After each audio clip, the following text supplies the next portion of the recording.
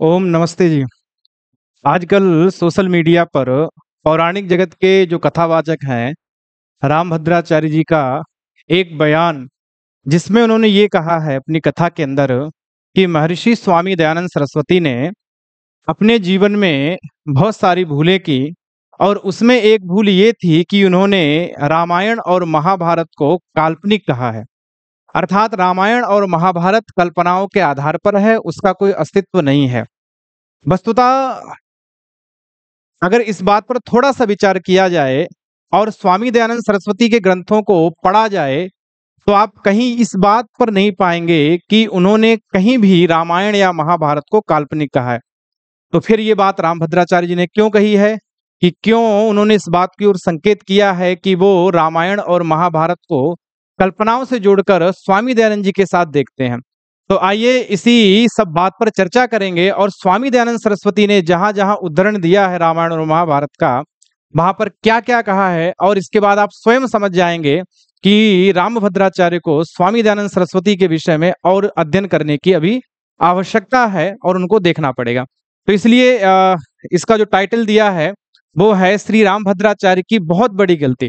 बहुत बड़ी गलती इसको इसलिए कह सकते हैं कि जो बात स्वयं स्वामी जी ने नहीं की अपने ग्रंथों में, आप उस बात को सामने रखे इसलिए बवाल कर रहे हैं कि स्वामी जी ने रामायण और महाभारत को काल्पनिक कहा है। और स्वामी दयानंद जी ने नहीं की कोई भूल। वो उन्होंने कहा था कि इन्होंने बहुत बड़ी भूल कर दी, लेकिन ऐसी कोई भूल नहीं की है। तो हम देखेंगे एक एक करके। तो सबसे पहले सत्यार्थ प्रकाश में देखते हैं कि स्वामी जी ने रामायण और महाभारत का जो उदाहरण दिया है वो किस किस के विषय में दिया है। सबसे पहले हम बात कर लेते हैं तीसरे समुल्लास में। स्वामी जी ने तीसरे समुल्लास में सत्यार्थ प्रकाश के, जहां पठन पाठन की व्यवस्था दे रखी है कि किस प्रकार से पठन पाठन होना चाहिए, तो उस पठन पाठन की प्रक्रिया में उन्होंने रामायण और महाभारत को भी उद्धृत किया है।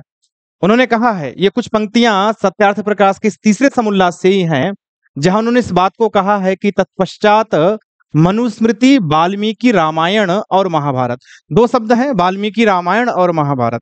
आप दोनों चीजों को देखेंगे, वो स्वयं इस बात को स्वीकार कर रहे हैं कि जहां आर्ष पाठ विधि का पठन पाठन होता हो, उस पठन पाठन की श्रृंखला में रामायण को भी पढ़ाया जाए और महाभारत को भी पढ़ाया जाए। और पढ़ने के बाद क्या होगा, तो कहते कि अच्छे प्रकरण जिनसे दुष्ट व्यसन दूर हो और उत्तमता सभ्यता प्राप्त हो, वैसे को काव्य रीति से, अर्थात पदच्छेद, पदार्थोक्ति, अन्वय, विशेष विशेषण और भावार्थ को अध्यापक लोग जनावे और विद्यार्थी लोग जानते जाएं। इनको 1 वर्ष के भीतर पढ़ें। ये अवधि दी है कितने समय में पढ़ना है।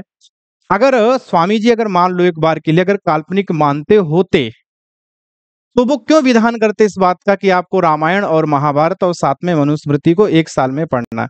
तो पहली बात तो यहीं से रामभद्राचार्य की बात खंडित हो जाती है कि वो जो ये इस बात को काल्पनिक शब्द से जोड़ के देख रहे थे, वो कोई काल्पनिक ही, वो यथार्थ है और स्वामी जी ने उसको यथार्थ रूप में स्वीकार भी किया है और माना भी है। अगली स्लाइड में हम देखेंगे सत्यार्थ प्रकाश का ये जो समुल्लास है, ये 11वां समुल्लास है। और 11वें समुल्लास में जहां पर वो भगवान श्री कृष्ण के विषय में, उनके गुणों के विषय में चर्चा करते हैं, वहां पर भी उन्होंने महाभारत को ही प्रमाण माना है। आप देखिए, उन्होंने एक शब्द कहा कि देखो श्री कृष्ण जी का इतिहास महाभारत में अति उत्तम है। अब यहाँ पर भी देखिए एक शब्द आया है महाभारत, कि जो महाभारत है, इस महाभारत में श्री कृष्ण का जो इतिहास है वो बहुत उत्तम है। उन्होंने श्री कृष्ण के इतिहास की जब बात आती है, उनके गुण कर्म स्वभाव की जब बात आती है, तो उन्होंने महाभारत को ही प्रामाणिकता के रूप में स्वीकार किया है। भागवत को या अन्य पद्म या अन्य पुराणों को उन्होंने इस रूप में प्रामाणिकता के रूप में स्वीकार नहीं किया। स्वीकार किया है तो केवल महाभारत को। जो आदमी, जो व्यक्ति अपने ग्रंथ में बार बार महाभारत को स्वीकार कर रहा है, केवल किस लिए? प्रामाणिकता के रूप में, कि भाई ये प्रामाणिक ग्रंथ है हमारे लिए, उस आदमी पर आप सीधे उठा के दोष लगा देते हो कि वो आदमी रामायण और महाभारत को काल्पनिक मानता है। तो या तो यूं कहें कि ये कोई अचानक उनके मुंह से हुआ है या अचानक निकला है, या पीछे से ऐसा कुछ सोच के बैठे थे कि मुझे ये कहना है, और स्वयं प्रज्ञा चक्षु है तो हो सकता है उनको बताने वालों ने यही बताया हो कि भाई स्वामी जी ने जो रामायण और महाभारत की जो चर्चा है उसको काल्पनिक के रूप में की है, लेकिन वस्तुतः जब हम देखते हैं तो स्वामी जी जब भगवान श्री कृष्ण के गुण कर्म स्वभाव के बारे में बात करते हैं तो वहां भी वो इतिहास महाभारत को ही स्वीकार करते हैं और उसी को प्रामाणिकता के रूप में मानते हैं। अगर हम और आगे बात करें तो स्वामी जी का एक ग्रंथ है उपदेश मंजरी। उपदेश मंजरी के अंदर भी स्वामी जी ने जो पूरा प्रवचन उनका हुआ था उसके अंदर उन्होंने पूरा इक्ष्वाकु वंश से लेके महाभारत वंश के जो राजा हैं उनकी वंशावली दे रखी है। सत्यार्थ प्रकाश के 11वें समोल्लास में भी वंशावली दी है। अब जो जो विद्वान वंशावली दे रहा है रामायण और महाभारत को आधार मानकर, भला वो व्यक्ति किसी को काल्पनिक क्या मानेगा। तो उपदेश मंजरी की अगर हम बात करें तो पूना प्रवचन में जो उपदेश मंजरी है इसका प्रथम उपदेश है और प्रथम उपदेश में प्रारंभ के ही 1-2 पृष्ठ छोड़ के इस बात को उन्होंने कहा है कि श्री कृष्ण जी एक भद्र पुरुष थे और उनका महाभारत में उत्तम वर्णन है। देखो यहाँ पर भी एक शब्द उन्होंने उद्धृत किया है और जिसका नाम उन्होंने रखा है महाभारत। तो महाभारत में उनका उत्तम वर्णन है, अर्थात वो महाभारत को यहाँ भी स्वीकार करते हैं और प्रामाणिकता के रूप में स्वीकार करते हैं और इस बात को स्वीकार करते उन्होंने इस बात को रखा है कि ये महाभारत जो है वो हमारे लिए प्रामाणिक है, ये काल्पनिक नहीं है। उपदेश मंजरी का एक अष्टम उपदेश है। ये वो ग्रंथ बता रहा हूं जो स्वामी जी ने स्वयं लिखे हैं और जहां पर महाभारत या रामायण शब्द का प्रयोग किया है। देखिए उन्होंने उपदेश मंजरी के ये अष्टम उपदेश में एक बात रखी है, वो यहाँ भगवान राम के बारे में चर्चा कर रहे हैं। ठीक है, मैंने पहले ही कहा था कि इक्ष्वाकु वंश में जो राजा हुए उनके बारे में उन्होंने विस्तार से जो उनका 8वां प्रवचन जो उपदेश होता है और जो लगातार 7-8 उपदेश 8वें के बाद जो हुए हैं जो जो इतिहास परक हैं उसमें वो कहते हैं कि इसके अनंतर भरत कुल में अनेक राजा होते रहे। ठीक है, और इसी कारण उस समय से आर्यावर्त का नाम भारतवर्ष हो गया।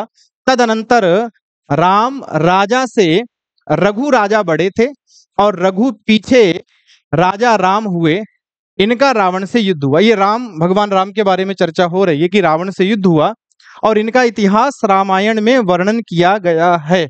इतिहास कहाँ किया गया है वर्णन? तो रामायण में, अर्थात रामायण को भी प्रामाणिक मान रहे। भाई रामायण में इतिहास का वर्णन है तो रामायण को स्वीकार कर रहे हैं और उसको एक आर्ष ग्रंथ के रूप में देख रहे हैं।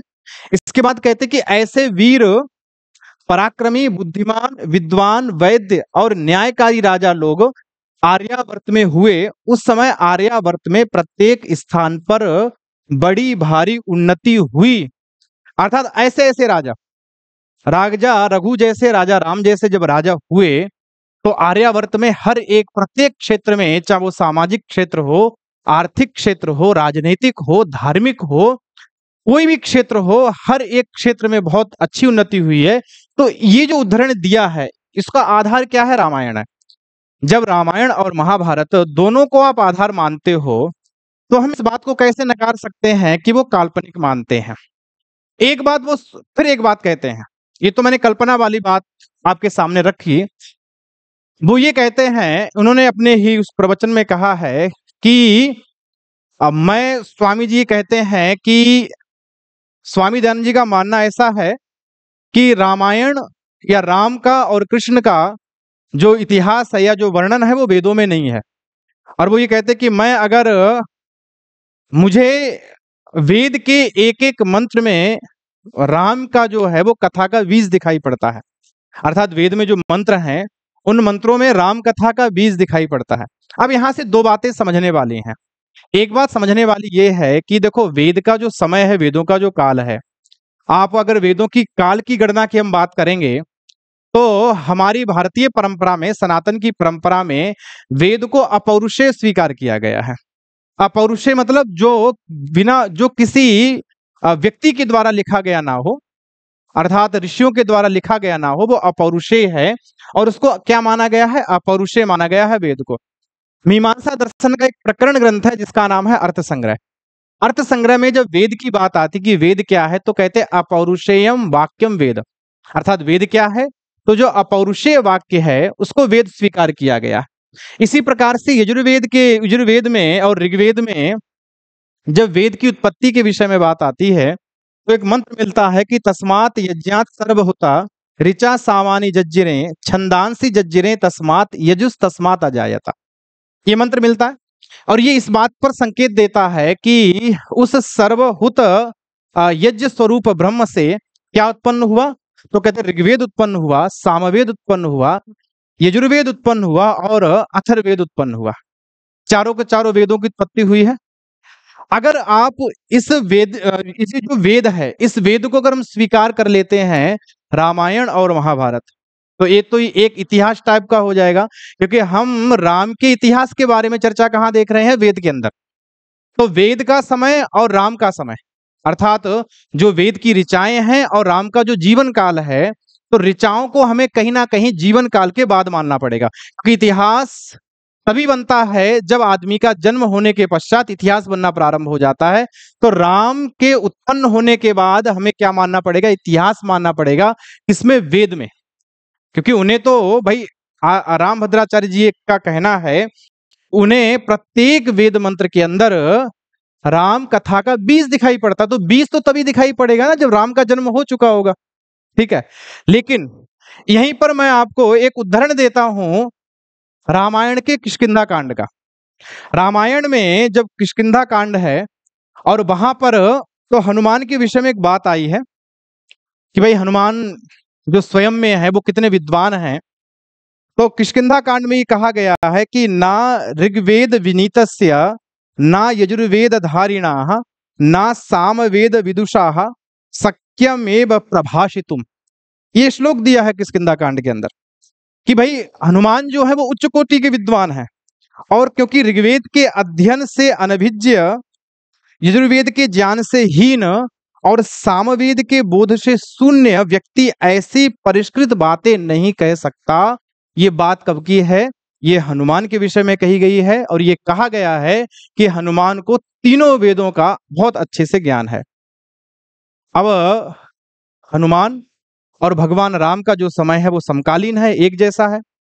और जब समकालीन है और अगर आप ये कहते हो कि वेद के अंदर आपको राम कथा का बीज दिखाई पड़ता है, तो फिर हनुमान ने कौन सा वेद पढ़ा था? ये जो हनुमान के वेद की विषय बात आती है, ये कौन सा ऋग्वेद पढ़े थे? क्या ऐसा ऋग्वेद पढ़े थे कि जिसमें राम कथा का बीज ना हो? ऐसा सामवेद पढ़े थे जहां राम कथा का बीज ना हो? ऐसा यजुर्वेद पढ़े थे जहां राम कथा का बीज ना हो? तो ये बात जो है वो विचारणीय हो जाती है। लेकिन यहाँ पर एक प्रश्न ये उठता है कि अगर मान लो हम ये मान भी लें कि क्या वेदों में रामायण और राम का वर्णन है, अगर इसको मान भी लिया जाए तो दिक्कत क्या है? हो सकता कोई भाव में आकर, भक्ति के भाव में आकर हो सकता कोई ये कहने लग जाए कि भाई मुझे हर जगह राम दिखाई पड़ता है, कण कण में राम दिखाई पड़ता है, और अगर उसकी दृष्टि इस बात की ओर जाती है कि राम कथा का बीज हमें दिखाई पड़ता है किसमें, वेद के अंदर, तो दिक्कत क्या है? उसमें एक सबसे बड़ी दिक्कत आती है, वो दिक्कत आती कि वेद का जो है वो काल निर्धारण होने लगेगा, समय निर्धारण। भाई स्वामी दयानंद सरस्वती ने इस बात को उद्धृत किया है कि वेद जो है वो अपौरुषेय हैं और सृष्टि के प्रारंभ से दिए गए हैं। लेकिन जब आप ये कहने लग जाओगे कि मुझे बीज दिखाई पड़ते हैं राम कथा के वेद के अंदर, तो वेद का एक काल निर्धारण होगा, समय निर्धारण होगा, और जब समय निर्धारण होगा तब समस्या ये आएगी कि अगर आपको राम कथा के बीज दिखाई पड़ते हैं तो उसमें कहीं ना कहीं महाभारत के पात्रों का भी उदाहरण आपको मिलेगा, कहीं ना कहीं ऐसे पात्रों का उदाहरण मिलेगा जिनके आप समाधान नहीं कर सकते हो। और जब आप काल निर्धारण करोगे तो जो काम अंग्रेज करके गए, काल समय का निर्धारण, भाई वेदों के विषय में अंग्रेजों ने अगर सबसे दुर्दशा की है इस बात की, तो इस बात की है कि वेदों का समय क्या रखा जाए। और इस वेदों के समय के अंदर सबसे पहले अगर कोई प्रयास करता है वेदों को समय के अंदर बांधने का, तो उसका नाम है मैक्स मूलर। और मैक्स मूलर ने भाषा शास्त्र के आधार पर, भाई ऋग्वेद की अगर आप भाषा शैली पढ़ेंगे और यजुर्वेद की भाषा शैली पढ़ेंगे तो कुछ अंतर दिखाई पड़ेगा आपको। आप प्रथम मंडल की भाषा पढ़ेंगे और तीसरे मंडल की भाषा पढ़ेंगे तो अंतर दिखाई पड़ेगा। अब भाषा शैली के आधार पर मैक्स मूलर ने समय क्या माना था, 1500 ईसा पूर्व। एक विद्वान था बेवर, बेवर ने समय जो माना है वो 2000 ईसा पूर्व। एक विद्वान था जैकोबी, जैकोबी और बाल गंगाधर तिलक, दोनों विद्वानों ने ज्योतिष शास्त्र के आधार पर जब काल गणना की वेदों की, तो 3500 से 4000 ईसा पूर्व चले जाते हैं। तो इसी प्रकार से बाल गंगाधर 4500 ईसा पूर्व चले गए।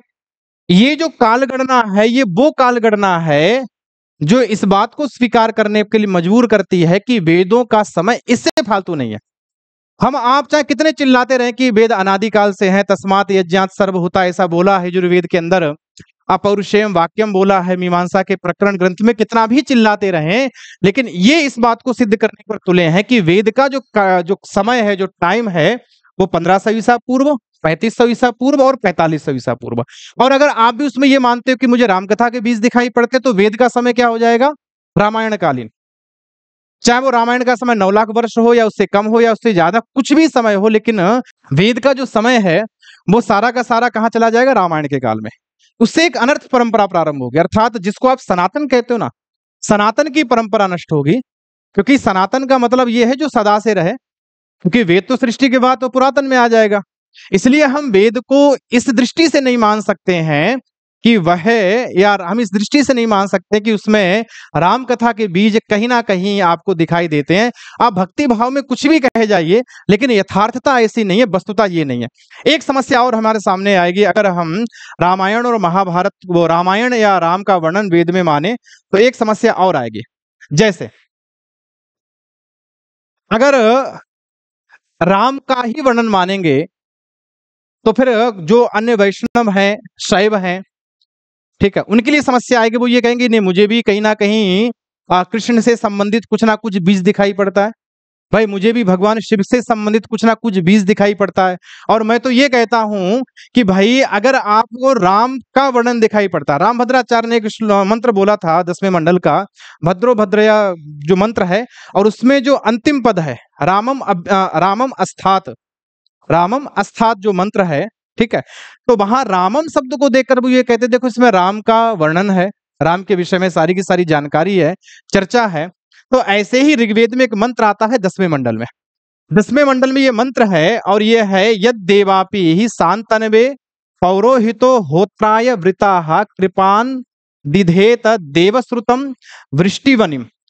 और आगे नहीं जाना, हमें दो पात्र पकड़ने हैं, एक का नाम है देवापि और एक का नाम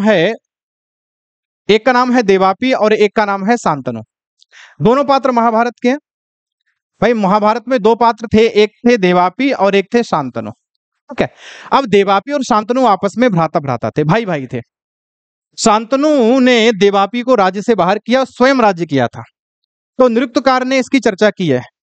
निरुक्तकार कहते हैं कि उनके राज्य में 12 वर्ष बारिश नहीं हुई। तो उन्होंने, सब लोगों ने कहा कि भाई आपने अपने भाई को बाहर निकाला है, इसलिए आप उनको बुलाओ, यज्ञ कराओ, तब बारिश होगी। ऐसी एक चर्चा हमें मिलती है पुराणों के अंदर, महाभारत के अंदर। अब आप देखिए, ये मंत्र कहाँ का है? ऋग्वेद का। ऋग्वेद के मंत्र में भी किसका नाम है? देवापि और शांतनु। यहाँ पर भी किसका नाम है? पौरोहित। यहाँ पर भी किसका नाम है? वृष्टिवनिम। भाई शब्द आ रहे हैं। अब क्या हम इस बात को स्वीकार कर लें कि वेद का जो समय है वो महाभारत है? भाई रामायण के बाद तो महाभारत हुआ है, रामायण का काल पहले है। तो क्या इन दोनों शब्दों को देखने के बाद, देवापि और शांतनु, इन दोनों शब्दों को देखने के बाद क्या हम इस बात को स्वीकार कर लें कि महाभारत काल ही वेदों का काल है? तो फिर तो बड़ा अनर्थ होगा। आप राम को देखकर कहोगे कि रामायण का समय है, अगर मुझे ये महाभारत के पद दिखाई पड़ रहे हैं तो मैं महाभारत मान लूं। अगले व्यक्ति को पुरुरवा और उर्वशी का संवाद दिखाई पड़ेगा तो वो अन्य समय मान लेगा। एक व्यक्ति को अगस्त और शांतनु का संवाद दिखाई पड़ेगा, अगस्त और इंद्र का, वो एक अलग समय मानेगा। एक व्यक्ति को शर्मा और पानी का संवाद दिखाई पड़ेगा, वो अलग समय मानेगा। एक व्यक्ति को विश्वामित्र नदियों का संवाद दिखाई पड़ेगा, वो अलग समय मानेगा। एक व्यक्ति को यम और यमी का संवाद दिखाई पड़ेगा, वो अलग समय मानेगा। बताओ कितने समय आप रखोगे वेद के? और इतने समय में ये जो वेद है ये स्वयं में वेद ना रखकर केवल कथा और कहानियों का स्थान रह जाएगा, इससे ज्यादा कुछ नहीं होगा। बल्कि वेद को हम अपनी परंपरा का सबसे उच्च स्थान मानते हैं कि वैदिक परंपरा का, सनातन परंपरा का अगर कोई उच्च स्थान है तो वो वेद है। तो इस शब्द से आधार पर मैं फिर वहीं आता हूं, इन शब्दों के आधार पर, देवापि और शांतनु के आधार पर अगर हम वेदों को महाभारत में ले गए तो आप इस बात को मना नहीं कर सकते हो, रोक नहीं सकते हो। और इतना ही नहीं, भाई आपको दिखाई पड़ रहा है राम का बीज, अगले को दिखाई पड़ रहा है महाभारत का बीज, इसमें अंतर क्या है? आप किस हेतु से सामने वाले को रोकेंगे? और एक समस्या और आएगी। एक समस्या ये है, यजुर्वेद के 40वें अध्याय में ईशा शब्द का प्रयोग होता है, और हो सकता है कोई व्यक्ति भाई करने वाला क्या नहीं करता।